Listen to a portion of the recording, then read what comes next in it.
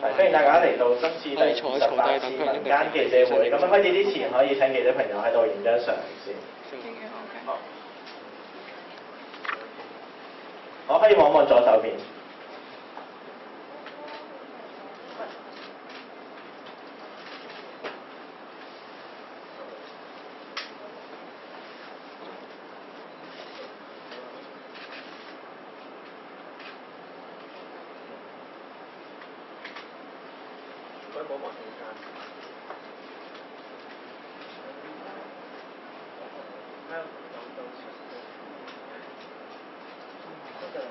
好，係右邊啦，係右邊。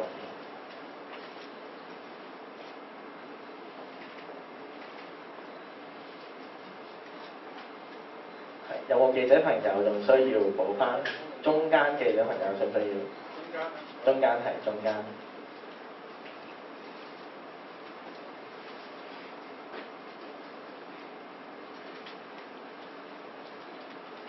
係 OK 啦嘛，咁可以坐低，同埋需要試一試咪係。中文視線。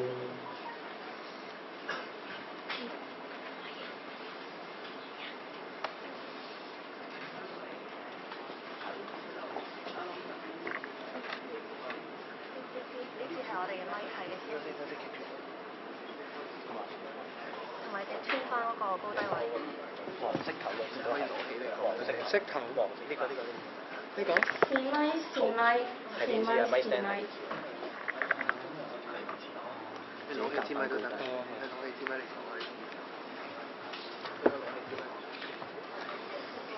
係中文發言定一次，試一次。試咪。幾多朋友 OK？好，咁英文係。試咪。如果 OK， 我哋就開始啦。有冇記者朋友有問題？歡迎大家嚟到今次第28次民間記者會。今次主題係暴政矯罩冤未雪，訴求未竟誓不休。我哋今日會分成3個部分，首先係中文發言，跟住係英文發言，最後係問答環節。Welcome to our 28th Citizen Press Conference. Today our topic is bloodstained hand in tyranny bargains, facing the 5 demands. Regime expects this to suffice. And we will divide it into 3 parts. First, we will have Chinese speeches, and then we will have English speeches and Q&A section. Now we will have our Chinese speeches. 有請中文發言人。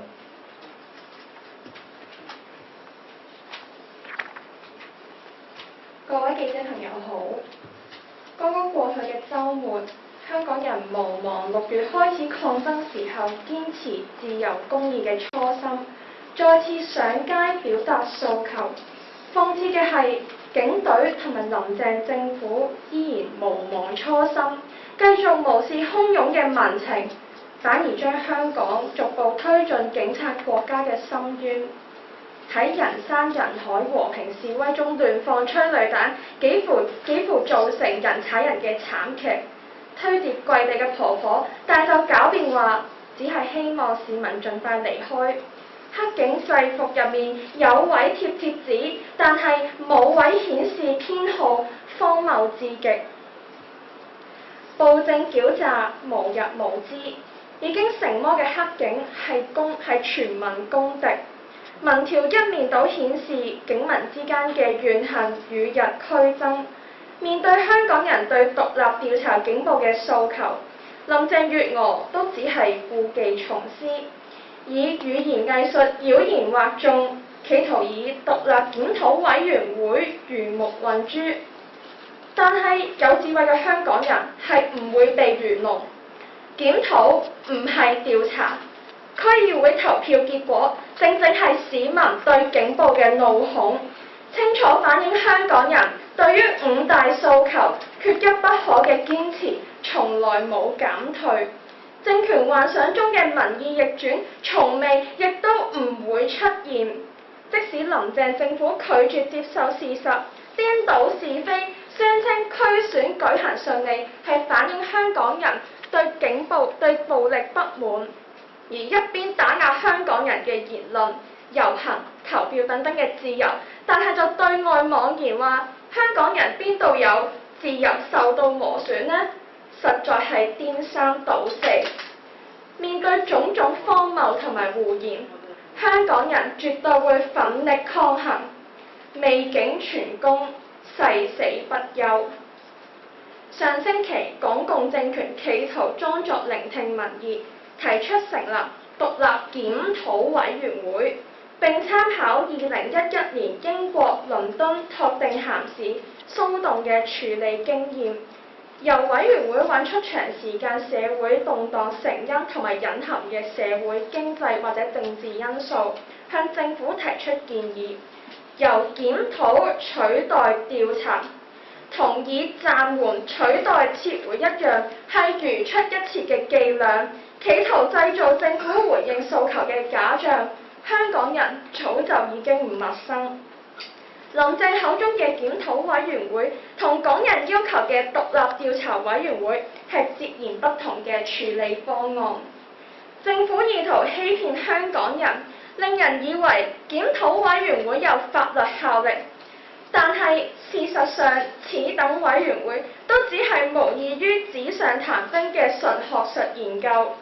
英國倫敦2011年檢討委員會實際上並冇法定嘅調查地位，冇傳召證人嘅權力，冇對於檢討之後所判定嘅責任人有作出懲罰性追究嘅權力，甚至係冇強制政府接納其提出建議嘅權力。大家聽我哋講嘢嘅呢一刻，可能仍然有手足喺某處面對緊黑警嘅濫權濫捕。6月至今，黑警嘅惡行罄竹難書，香港人失去眼睛、雙腿，甚至生命已經無法挽回。難道連一個公義都唔值得擁有嗎？政府部門仍然將責任互相推卸。呢一種三無嘅檢討委員會，無法制止不公嘅事，亦都唔可以懲罰不義嘅人，民眾只會繼續受害。政府妄圖巧言粉飾佢嘅管治失效，貫徹其可恥嘅愚民政策，係我等所鄙視。除咗欺民殘民，林鄭此舉更加意圖改變國際社會對香港運動嘅觀感。2011年倫敦嘅檢討委員會針對嘅係真正嘅暴動，原因係因為一個黑人被警察射殺，但最後演變成年輕平民四處搶掠，明顯地係同香港對準政權同警暴由跨階層、跨世代一齊參與嘅抗暴民主運動係完全扯不上邊際。英國示威者嘅行為同香港嘅現況更加有天淵之別。林鄭妄想繼續對外擾亂視線，將抗爭運動降格成純粹嘅暴動，混淆運動性質，弱化港人追求民主自由嘅決心。香港人絕對唔會原諒呢個黑警同埋政權嘅卑劣手段。我哋重申，政府必須立即設立獨立調查委員會，對目前警方同埋政府高官繼續每日無休止咁對市民作出嘅暴力鎮壓作出調查，並且懲罰有關嘅警員同埋官員，還香港人公道。首先，5大訴求之中所爭取嘅獨立調查委員會必須有查證同埋問責法律權力。其次，必須要由同而家警員同埋政府冇關係嘅真正獨立同埋公正人士組成，例如要有一定比例嘅外國專家、國際人權組織同埋專業人士參與，甚至應該仿效金融界嘅獨立調查委員會，由外國聯邦法律嘅紀律部隊在職人員主事調查，再配合本地嘅司法人員作法律支援。喺過去呢幾個月入面，林鄭月娥同埋中聯辦一而再、再而三咁稱抗爭者為少數分子，更加大言不慚指抗爭者並非社會持份者。然而，啱啱結束嘅區議會選舉入面，清楚顯示，爭取五大訴求嘅香港人先係真正嘅社會主流。港共政權徹頭徹尾嘅誤判民情，更加無恥咁將結果扭曲成市民積極參與同埋認同香港選舉制度，不同政見嘅候選人喺香港選舉中成功當選，證明選舉公平公正等等嘅荒謬言論。事實上，今次投票率創新高嘅原因，大家心知肚明，絕對唔係因為香港人完全信任現存嘅選舉制度，而係因為呢一場冇退路嘅抗爭入面，香港人只能寸土必爭，團結一致咁樣向政權同埋佢嘅爪牙說不。即使區選獲得多數議席，但真正光復香港嘅路途尚遠。我哋絕對唔會忘記制度本身已經腐敗不堪，政權多年嚟矮化區議會嘅職能，而無論喺區選定立法會選舉入面，種種嘅剝削、舞弊、謊言，都只係便利咗中央集權嘅假民主。香港選舉制度從來都已經名存實亡，我哋必須力爭制度上嘅改革，而並非追求空有形式、有票可投嘅選舉制度。唯有落實真普選，先係長治久安之法。從董建華到777嘅教訓，香港人又點會未領略治本良方呢？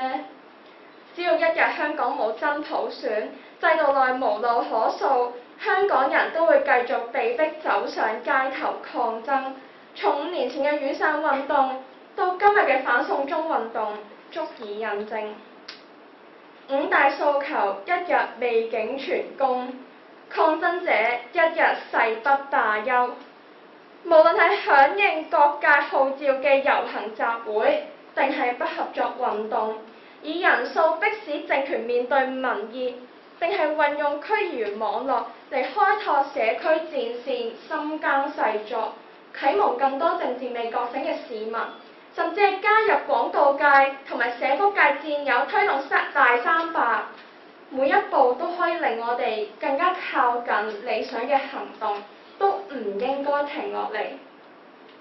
最後，懇請各位香港人以我哋共同犯過嘅錯為警惕，以我哋共同經歷過嘅痛為鞭策。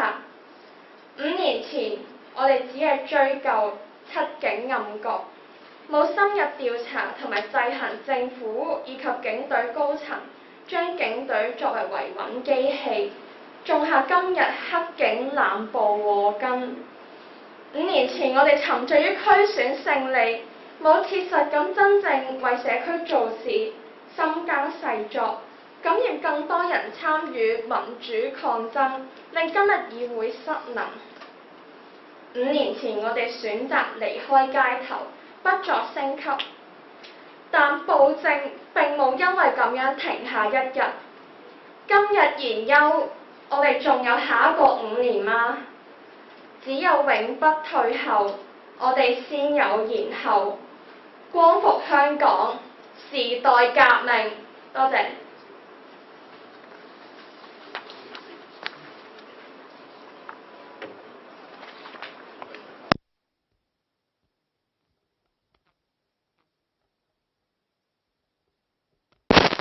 Good evening to the press and the audience. Since June, the Hong Kong communist regime has pushed our homeland into an abyss. Now Hong Kong has become a police state, and the police force has become a public enemy. As polls show a growing mistrust and hatred between the police and the citizenry, Hong Kongers have resolutely called for an independent and effective inquiry into police brutality. Being the only first step which will bring about a restoration of trust between the police force and the rest of the populace. Amidst the cries for an independent investigation, Carrie Lam now attempts her same old tricks of wordplay to pass off her proposed independent review committee as the independent inquiry that the public calls for. But plainly evident as her review is no investigation. The Hong Kong people are not so foolish as Carrie Lam may have imagined, and we will not be deceived. Our intent to attain the 5 demands has never wavered, not one less. And may we remind the regime of their utter words in the elections just 9 days ago: we, the people, have spoken. The Hong Kong people have not forgotten why we first took to the streets. Our unshakable resolve and yearning for freedom and justice, and unfortunately, the police and the regime obstinately remain every bit as violent, fraudulent, and unrepentant as they have been. Last Sunday, we witnessed the police force. They have mercilessly shaming a defenseless and pleading old lady onto the ground, yet declaring that the lady may have simply accidentally fallen down and that the police only intended to assist citizens to leave speedily. We witnessed the police barbarically hurling tear gas right into the middle of packed crowds of protesters, with unprotected elderly and children, on a bridge with nowhere to disperse to, apparently unworried that they may become the cause of yet another stampede. We witnessed the police having room on their uniforms for frivolous stickers, yet apparently claiming to have no room for their identification numbers. Just as we remain surrounded by lies and absurdity, we shall remain resolute in our fight for freedom. Beijing and the regime will not have the change in public opinion that they badly desire, and Hong Kong shall continue our struggle until the day we make our 5 demands a reality.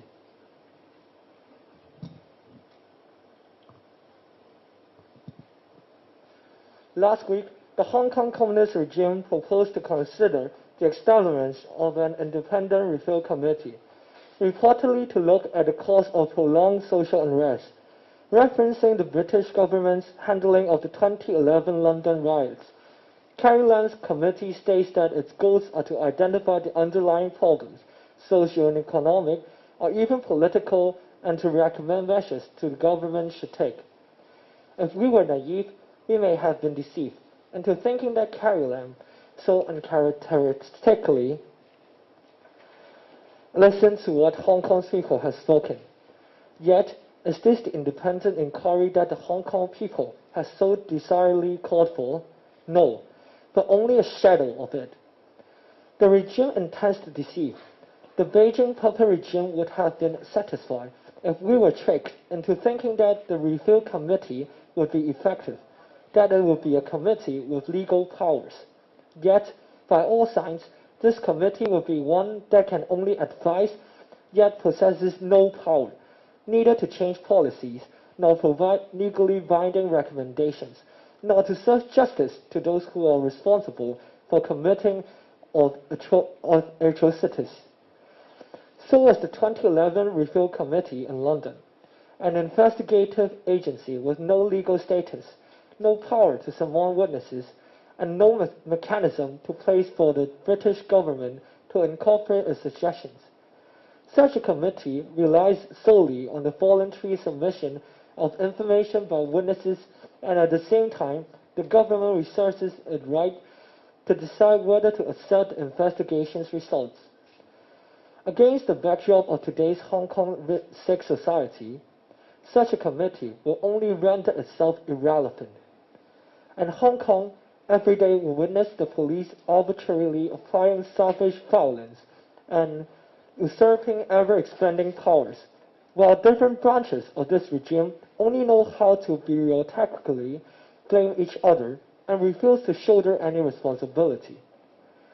With civilians being unjustly abused every day, the public urgently needs an immediate proper investigation to put an end to this right now. Moreover, in referencing the 2011 Review Committee, which was formed in response to riots, Carrie Lam's regime has gone on to launch another round of smearing on the Hong Kong protest movement as a so-called riot.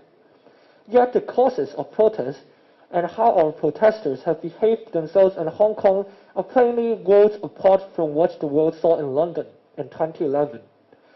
Carrie Lam's intention is to distort and to delegitimize the Hong Kong movement in the eyes of the international community, It is an attempt to confuse the outside world and deliberately designed to reduce and categorize the entirety of our movement as riots. It is an attempt to confuse the nature of the movement and obscure the Hong Kong people's fight for our freedom and democracy. Contrasting with the London riots, which began with the shooting of a black man by police and eventually turned into mass looting from protesters consisting largely of youth and poverty, the 2019 Hong Kong movement is a movement of the Hong Kong people, consisting of Hong Kongers of all classes and all age groups, standing up against the Beijing puppet regime's brutality and totalitarianism. The Hong Kong movement is an inevitable result stemming from political issues and human rights suppression. How naive can a puppet regime be to imagine that the international community would have not been able to see through these little tricks? The Citizens' Press Conference hereby reiterates: the Hong Kong regime must immediately set up a proper independent commission of inquiry in order to put an end to the mess and the end to the Hong Kong regime and its police force incessant suppression, and to serve the police force the justice that the Hong Kong people deserves.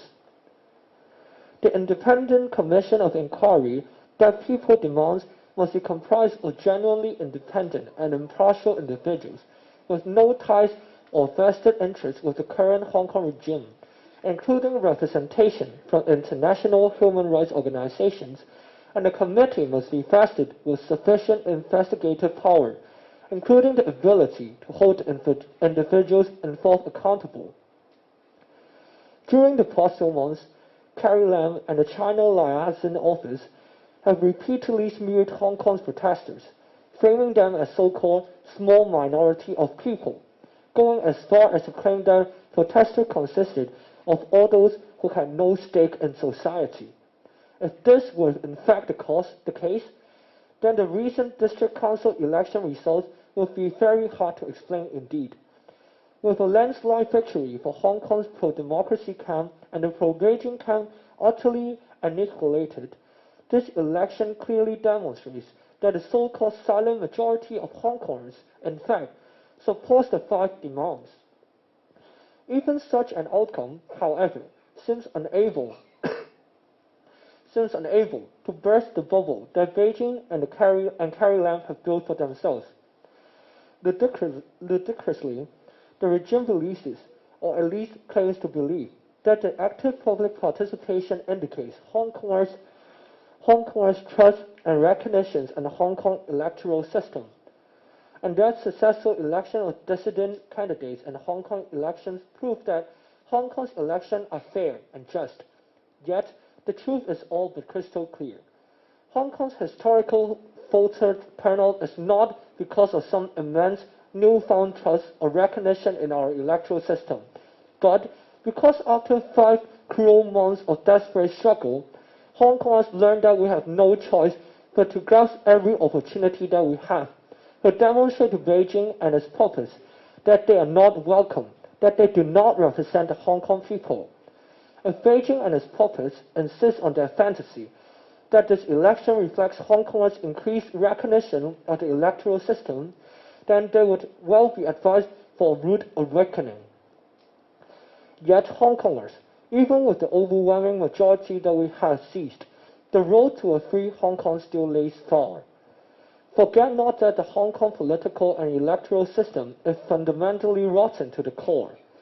No matter the regime's glad indulgence in today's electoral system, forget not the system itself is a system filled with corruption and lies, designed only to conveniently centralize control by Beijing.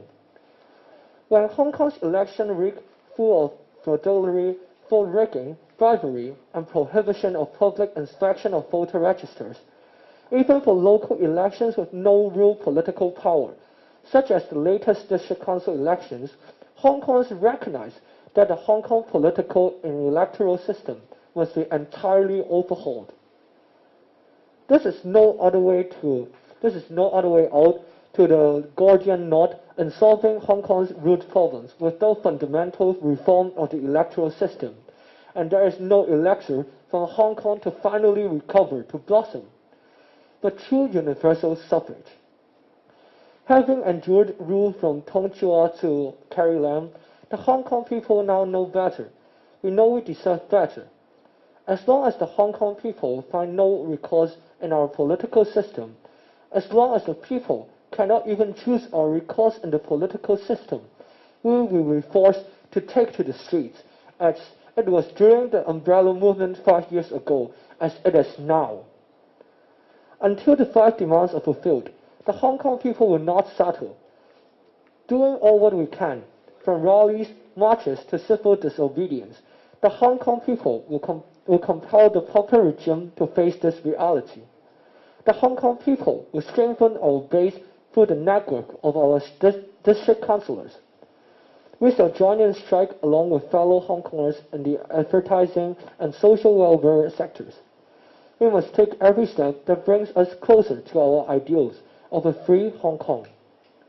Finally, pray. Hong Kongers forget not our mistake 5 years ago. 5 years ago, when 7 police officers brutally beat a protester in scenes similarly more befitting gangsters rather than law enforcement, we sought justice against those officers instead of the system that breed those officers. Today, that malignant cancer has now metastasized into blatant, unchecked police brutality, seemingly even becoming rather the norm. 5 years ago, when we were too scored, something of a victory in the district council elections, we stagnated. We failed to utilize the resources that we could have used to address local issues, and we failed to inspire more of our fellow Hong Kongers to join our fight for freedom and democracy. Today, that indolence has become our dysfunctional legislation. 5 years ago, we chose to walk away from our fight on the streets and cease to escalate our movement. But to think, when we had put ourselves on pause, tyranny had not put itself on pause, waiting for us to catch up. Else, 5 years ago, speaking today, lest we fail, shall we have 5 years yet? From now on, we can only continue advancing our front, or else we may not have any more now on. Liberate Hong Kong, the revolution of our times. Thank you. 好，唔該晒兩位發言人。咁而家就係問答環節，咁有問題可以舉手，咁問多於2條問題，同埋講一講自己嘅機構。And here is our Q&A section time. You can ask no more than 2 questions and tell us your affiliation first. Thank you. 係，有冇記者有提問？係。Sorry。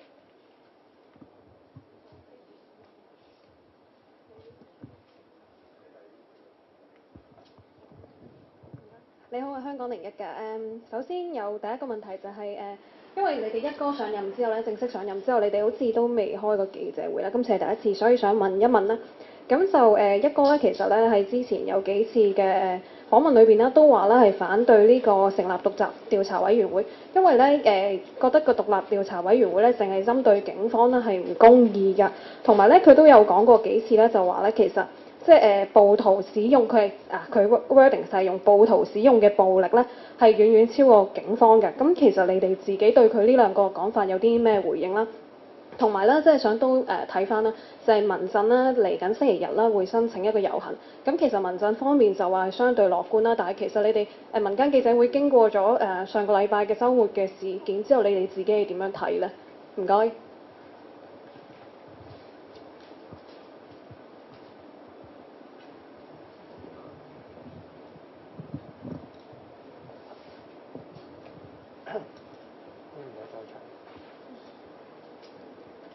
試咪。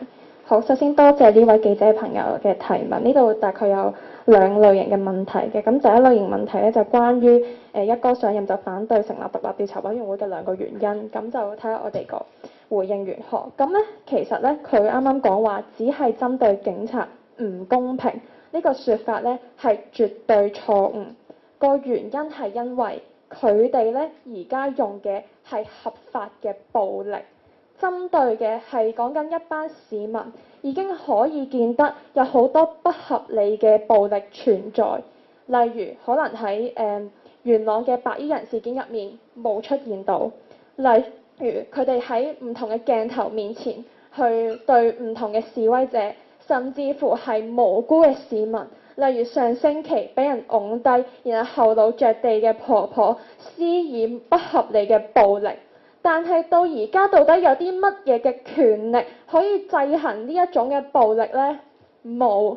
呢個咁大嘅洪水猛獸，更加需要一個強力、具合法力度嘅機構去制衡佢哋。所以我完全不能接受佢話只針對警察係不公義。其次，佢話我哋呢啲嘅示威者，佢形容為暴徒。佢話我哋係武力均等，甚至話我哋嘅武力係大於佢。但係呢一個真係荒謬至極。試想像下，佢哋擁有嘅係最高防禦嘅防具，佢哋有嘅係真槍實彈。但係我哋呢一班抗爭者擁有嘅係啲乜嘢呢？可能只不過係我哋喺佢哋一啲警方做人不合理嘅地步嘅時候，我哋做嘅少少反抗。到最後，我哋咁多人被捕，咁多隻眼冇咗，咁多人傷殘，呢個叫做均等武力，又或者係我哋先至係暴徒嗎？顯然唔係。所以關於一哥嘅説話，我只能夠講4個字：天方夜譚。而關於民陣個運動，民陣幾日前嘅嗰個行動上面呢，我唔係太理解到係呢位記者朋友想我針對邊方面去作出評論，咁所以就想民陣嗰邊就相對地覺得攞不反對嘅通知書係樂觀嘅，但係你哋自己民間記者會，即係你哋方面會點睇咧？即係對個遊行。關於攞唔攞到不反對通知書上面呢，咁其實民間記者會呢，見到咁多日嘅黑警濫捕同埋咁多種不合理嘅武力呢，嗰個不反對通知書嘅存在已經係名存實亡。咁所以就算有又好，冇又好，警察都係繼續對我哋啲示威者作出好多嘅打壓。咁所以對於呢個不反對通知書都冇乜太大嘅感覺。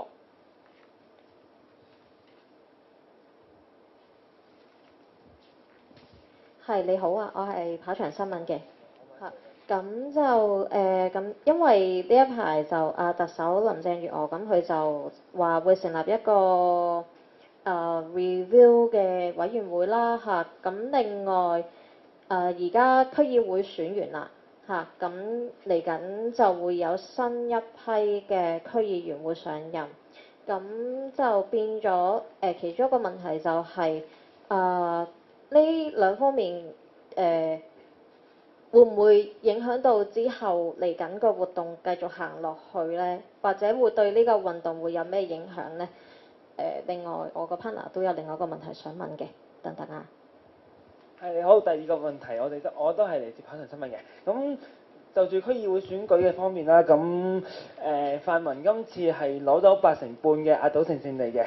咁但係我覺得某程度上其實都係一個意識形態，係因為反送中運動啦。咁但係據我嘅觀察啦，其實喺泛民陣營裏邊咧有兩個嘅問題。第一，今次嘅素人即係比較少政治經驗嘅人係比較多。另外係有部分選區其實係有啲嘅老派嘅民主黨議員啦，咁其實佢哋嘅政績亦都唔好得過建制派好多嘅，即係例如係啦，咁但係因為呢個意識形態始終係會過㗎，咁但係你哋個民間記者會有咩忠告可以俾而家新任上嘅388個議員，希望能夠佢有咩忠告可以俾到佢哋，希望能夠再過4年之後能夠成為真正嘅民主黨民主派去到主導呢個嘅議會，咁就唔係只係今個嘅曇花一現嘅4年咯。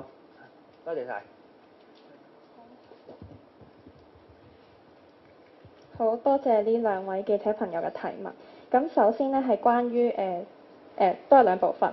第一部分咧係講緊對個運動嘅影響，咁包括檢討委員會嘅成立啦，區議員嘅上任等等。咁首先咧，檢討委員會嘅成立，就正如我啱啱所講，香港人咧係唔會俾啲語言藝術所蒙騙。之前講過所謂嘅暫緩，香港人唔相信，撤回先係真正嘅爭取嘢。呢樣嘢香港人已經心知肚明，所以今次嘅檢討委員會都只不過係語言藝術。我哋真正要嘅係獨立調查委員會。咁呢個啱啱喺個發言上面都講過㗎啦。另外咧，就關於區議員嘅上任對於運動嘅影響係當然啦，我哋都會覺得區議會選舉咧，固然之咧，我哋可能有空前嘅民主陣營上面議席上面嘅勝利，但係咧呢一個勝利咧係只不過係其中一步。到之後我哋都需要繼續去要呢班區議員夠心加細作，真正咁樣投入去做一啲嘅地區事情，甚至乎咧係做出更加多唔同嘅嘢，去帶動嗰個地區嘅運動，例如永續連儂牆，例如做出唔同嘅運動活動，令我帶領黃色經濟圈等等。區議會嘅能力咧其實可以好多，咁所以咧都懇請咧之後嘅區議員咧都繼續去做好地區工作，同埋去為光復香港時代革命繼續努力。另外咧就係第二部分，咁就關於今次可能有好多嘅政治素人啦，咁可能佢就啱啱就有提到，可能民主派就不及建制派嘅地區嘅建設更多。咁呢度咧我就會有少許嘅保留嘅，個原因係以前建制派佢哋可能做嘅係一啲蛇齋餅粽，但我哋今次區議會選舉之後咧，更加需要落地咁去真係改善地區嘅環境設施，乃至於去帶動地區嘅政治嚟到話翻俾地區嘅市民聽，點樣先為止做好一個地區工作。而另外咧都明白有部分咧係政治素人，固然之佢哋門腔熱誠，而跟住落嚟更加要做嘅就係要承繼種熱誠，大家一齊扶持佢哋，一齊去做好地區工作，然後再完善翻社區。另外就係為呢一次嘅反送中運動繼續努力。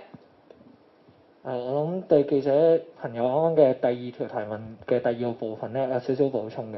頭先正話另外一位發言人所講啦，有好多建制派嘅議員咧，佢哋覺得自己地區建設比較多，但係我哋民間記者會咧對於新上嘅區議員咧有兩個提議啦。第一個提議咧就係你哋未必需要建設好多，但係要減少破壞。破壞講係咩咧？濫用區議會嘅撥款起大白象工程，已經係區議員可以做到嘅第一個要職。其次，好似另一個發言人所講，對於點樣令到更多香港人覺醒，更多香港人有政治參與度，譬如可唔可以永續連儂牆咧，都係一個好好嘅做法。區議員嘅職能咧絕對好多。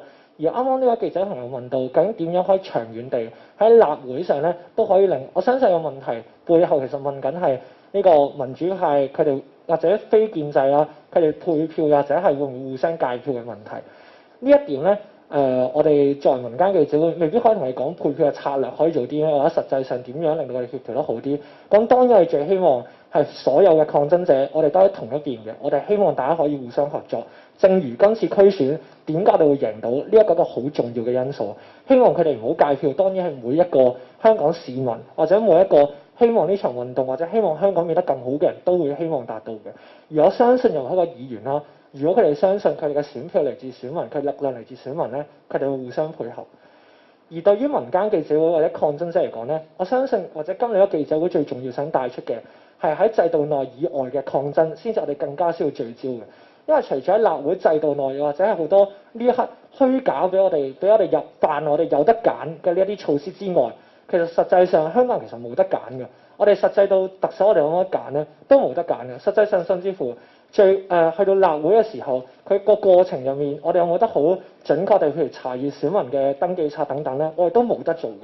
呢一啲先至喺抗爭運動上面，我哋亦都需要諗到，而唔係淨係諗喺勝利以外，我哋仲有更多嘢喺呢條抗爭嘅路上面要做得更多。請問有冇記者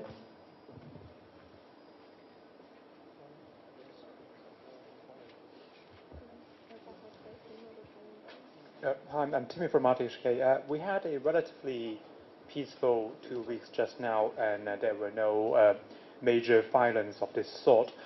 Will the protesters, wait until IPCC deliver its report before taking further action or escalated violence? And secondly, what is your comment to the police commissioner's remarks that it would be unjust to set up a COI to look into police brutality? Thank you. Can you repeat the question tag for question 1 first? We had a relatively peaceful 2 weeks just now, and there were no, major violence. Will the protesters give some time to the IPCC to deliver its report on the police, because they're expected to deliver a report next month? Okay, thank you for both of the questions. So firstly, I think it's never just one way to achieve one goal. So whether it's the protesters to wait, I think it's not just waiting. As I have just mentioned in my own speech, we are now putting on a pause. Because if we put on a pause, the tyranny or the government or the police force, their brutality are not waiting for us. They're not stopping in order for us to complete all the reports and all the other condemnation on their fame and other stuff. So I think of course we have to complete the report and to report it to the international community in order to gain support from worldwide, in order for the whole movement to sustainably goes on. But rather on just waiting, I think that all the movements and all the activities have still needed to be continued. Just as the movement on the last weekend will just go on to the march, and even on this Sunday we still have another activity. So our call for the protesters is we are not stopping, we are not taking on a pause. We will keep on moving and keep on going to resist on this brutal regime. And on your second question, it's on the police force, their refusal on the COI. So I think just as their stance has always been, they have been refusing this option for a very long time, throughout the 5 months, or throughout the 5 months. But this is just as the other speakers just mentioned. This is of course a very wrong decision, because this is not just talking about the police, and it's just not talking about the police. It's talking about the whole movement, and the whole movement. If they trust that it is a fair judgment, then they should understand that even for the protesters, if they think that they have any wrongdoings, this COI can also talk about the whole movement who have done anything wrong. And it's not just on the police. If they are thinking that and they are refusing this option, this is implying that they think that they are taking most of the responsibility, or they think that they will have a very severe punishment. And this is why they think that this is not fair and this is not something that they want to. But it just means that they are the unjust side and they are having more power in this regime, and therefore they're refusing this option. So I think it's a very sarcastic thing that they're saying. Thank you.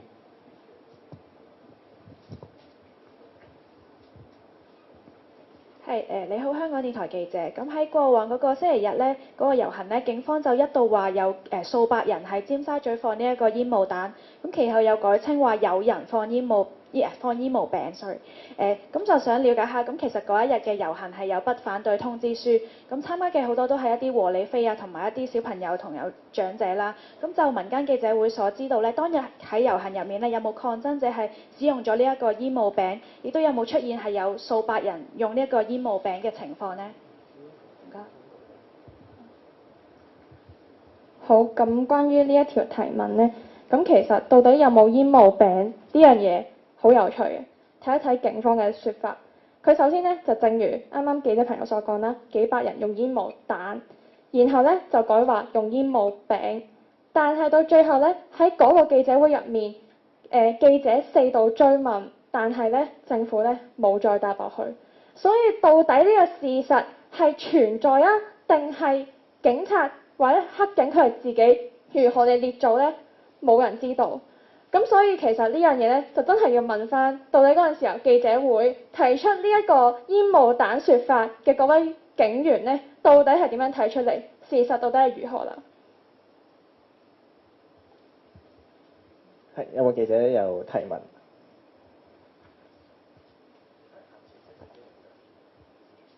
你好，學媒記者，咁我想問翻呢，就係第一條問題先。咁就係關於區選嗰度啦。咁我哋見到今年嘅呢個區議會選舉就泛民主派就大比數勝出啦。咁網民有啲就倡議，因為建制派本身俾人個政治定位咧，佢叫做建制咧，咁俾人個政治定位就比較正面啲，所以咁但係因為以前泛民主派比較俾媒體，我哋啲新聞媒體會比較叫做反對派啦。咁而家就有人話改稱，不如叫建制到做少數派嘅，即係將個政治定位就將個角色大家互調咁樣。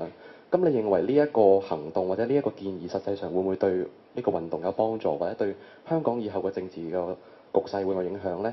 咁第二條問題就係想問翻，咁見到而家區議會個選舉完咗之後啦，咁一路個抗爭其實都見到係持續，咁希望睇下民間記者會點樣去睇，或者點樣去回應，係點樣有咩建議俾到啲人去令到呢一個運動可以 keep 住佢個政治能量？係，唔該晒。好，首先咧就關於建制派嘅名稱上面，咁當然啦，所有就正如啱啱講稿上面所講，一切咧只要係最準政權，並且咧係令到我哋運動可以持續嘅，例如啱啱所講，將佢哋建制派改名保皇派，又或者其他唔同嘅名稱，以正視聽嘅作用咧，咁係唔可以講話冇，咁所以咧其實呢個行動咧都可以有一定程度嘅幫助。另外咧，關於運動如何嘅持續落去，咁其實咧就分幾個部分，就正如剛才咧，其實我另外一位嘅發言人咧都講過㗎啦。無論體制內，可能就係區議員減少一啲杜絕以前所謂建制派或者保皇黨佢哋做嘅錯誤決定，例如大白象工程，真正落地做一啲好嘅地區政策，又或者咧繼續去選呢個立法會議員。令呢一個區議會嘅勝利延續到去立會咧，呢一個咧係一種其中一種抗爭方式。另外，我哋固然之會覺得而家嘅制度咧係不公，淨係喺制度內嘅抗爭咧固然之唔夠，我哋都知道好多時候咧嗰個投票過程咧都有不公嘅情況，所以咧我哋都會喺街頭外面咧繼續堅持抗爭，流水式嘅抗爭。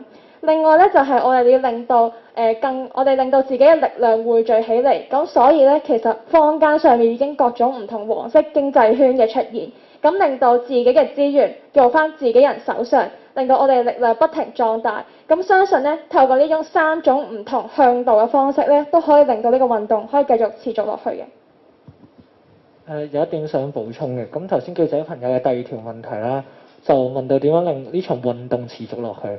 我相信記者朋友或者任何一個香港人都有留意嘅係呢場運動嘅焦點係放喺街上嘅抗爭，呢係運動嘅焦點同個本質。所以民間記者會啊，又或者我自己其實好想有多啲人諗呢一樣嘢嘅，就係呢一場運動如果要持續咧，長期嘅目標我哋有5大訴求，但係短期目標咧，究竟我哋呢一刻會定係啲乜嘢咧？呢一個可能就係令到抗爭可以繼續持續嘅一個要點。前期咧，我哋會講點樣令美國人主法案通過，之後我哋會講區選我哋要點打。而家我哋係咪仍然要跟政府嘅諗法，諗下一步係點打立會咧？呢樣嘢同我哋本身運動嘅本質會唔會唔係完全一致，唔係完全喺主線上面咧？希望喺抗爭如果要持續咧，短期目標或者大家希望達到啲咩係抗爭者，任何一個抗爭者都可以再諗多少少。而點樣令到運動持續嘅第一步，當然係大家唔好停，唔好俾佢降溫，大家要繼續出去。譬如星期日嘅遊行，就希望大家到時可以一齊見啦。你好，獨媒嘅記者，咁我想問一問啦，你啱啱就講話短期內就，sorry 啊，短期內嘅話就即係去返街上抗爭啊，街頭抗爭咁樣啦。咁嚟緊12月8都有一個民陣遊行啦。咁但係其實以往呢，就算有冇不反對通知書都好啦，其實都好多人被捕啦。其實你會唔會擔心咁樣再呼籲人哋出去，咁其實變相又令到被捕嘅人數增加，或者其實就即係啦，大家就會變相多咗被捕咧？會唔會其實反而有另外一啲嘅方式先係短期內需要做到嘅事咧？係，唔該。好多謝呢位記者朋友嘅提問。其實咧，呢一個港共政權要打壓我哋方式咧，固然之好多時候係被捕，好多時候係黑警做出好多嘅行動，令到營造白色恐怖。但係其實佢嘅打壓咧，好多時候都潛在喺我哋生活之間。如果係講緊話，我哋上到街頭咧，係會令到我哋被捕，咁當然啦，我哋會付出呢個法律風險。但係其實有冇諗過，如果我哋呢一刻唔企出嚟，我哋之後可能都冇得再企出嚟呢？如果我哋呢個基本法賦予嘅集會自由，佢係可以任意剝奪，我哋之後喺網上面嘅言論又如何呢？如果我係用自己嘅金錢去懲罰黃店嘅嗰啲黃店，會唔會因為咁樣而政府會用某啲操作令到啲黃店不再存在呢？我唔知，因為呢一個政府已經冇人可以再監察佢哋，可以真正俾到壓力佢哋嘅人，我哋之前呢會有美國政府嘅人權法案，但係呢個人權法案到最終點樣爭取翻嚟呢？香港示威者，所以我哋香港人要繼續企出嚟去加壓，我哋企出嚟繼續去發聲，先至令到令到國際繼續有焦點，令到政府繼續有壓力嘅行動繼續存在。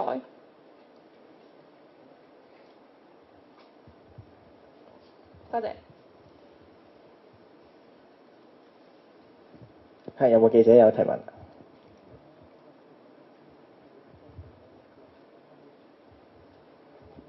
我想問下，我蘋果日報嘅，我想問下喺呢一個人權法案簽署咗之後，即係中央嗰邊咧就好多聲出啦咁樣。你自己覺得喺人權法案簽署咗之後，林鄭同埋呢一個警隊嗰個關係，可能佢哋嗰個權力關係或者佢哋個處事手法，喺啱啱呢一個過去週末有冇反映到出嚟，有冇變化到咧？同過往嘅遊行集會，甚至即係抗爭之中，佢哋嗰個處事手法啊，或者後續嘅講嘢方法，有冇一啲好大嘅變化？你哋係察覺得到？好多謝呢位記者朋友嘅提問。有冇好大嘅改變嘅方法？我見到嘅就係林鄭嘅政府呢，係嘗試去繼續去打壓示威者，然後透過呢種方式滅聲，透過呢種方式就嘗試冚停呢件事。固然之呢，我哋都知道人權法通過咗，林鄭呢都會知道，但係好可能好多時候極權國家就係當你面對唔同嘅制裁嘅時候，只要繼續有一口嘅力氣，都嘗試去打壓人權，嘗試用呢種方式去冚過。所以呢個呢係更加一個關鍵時刻。隨住我哋局勢嘅升溫，例如美國嘅人權法案過咗，佢繼續去加強嗰個警察嘅濫捕問題，繼續去唔重視人權，亦都換言之，就係我哋要俾更加大嘅壓力呢個政府，先至可以令到我哋去勝出呢一場嘅戰爭。如果唔係嘅話，我哋呢一刻停落嚟嘅話呢，我哋見到嘅就係佢繼續打壓。我一點想補充咧，係關於記者條問題咧。如果有機會，我都好想你可以有機會問到呢個政府嘅，因為咧關於佢哋同埋呢個警方嘅權力嘅關係咧，其實你可以見到由通過人權法之前啦，林鄭已經開始改口風啦，啲人已經開始講緊咧，佢開始出賣警隊啦，話前線警員咧俾人用完即棄，因為佢嘅講法上面咧已經開始講緊話啲警員。就如果有違規行為，佢係接受唔到嘅。呢一啲就顯示佢可能想轉態啦，或者想冷處一啲事。由前排嘅示威，啱啱嗰個週末嘅示威開始咧，政府嘅取態，即使係佢想冷處理都好啦，反而點解要問政府咧？係因為點解仍然拍到啲片係警員竟然推走個手無寸鐵嘅婆婆落地下咧？顯示嘅會唔會係呢個政府同埋警方嘅關係，會係政府已經冇辦法管理警方嘅所有行為，而佢哋已經失控咧？所以呢條問題，我希望如果有機會咧，反而可以問下呢個政府究竟佢同警方嘅關係同埋佢哋嘅位置而家點樣啦？請問有冇記者仲有提問？咁如果冇嘅話，我哋今日記者會到此為止啦。多謝咁多位參與第28次民間記者會，多謝晒。